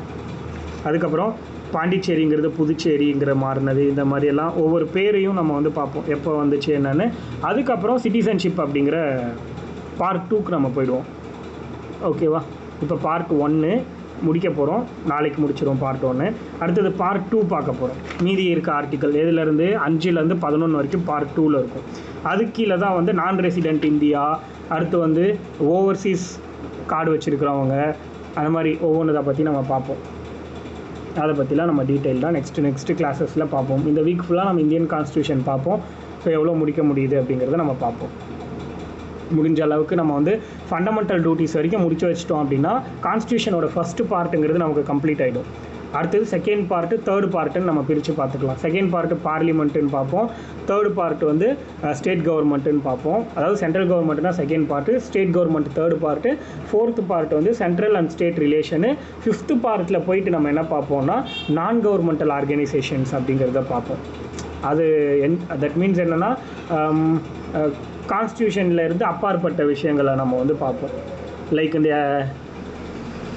லைக் என்ன சொல்லலாம் அப்படின்னா இன்ஃபர்மேஷன் கமிஷன், அடுத்து வந்து இந்த மாதிரிலாம் இருக்கு இல்லையா, அதெல்லாம் நம்ம வந்து பார்ப்போம் அடுத்தது. ஓகேவா? Okay, thank you. நம்ம அப்போது மீதியை வந்து நாளைக்கு பார்த்துக்கலாம். ஓகேவா? ஸோ அன்னன்னைக்கு கிளாஸை கொஞ்சம் அன்னன்னைக்கே படிச்சிருங்க, அதுதான் ரொம்ப முக்கியம். அதை மட்டும் மிஸ் பண்ணிடாதீங்க. வேறு என்ன டவுட் இருந்தாலும் நீங்கள் கேட்கலாம்.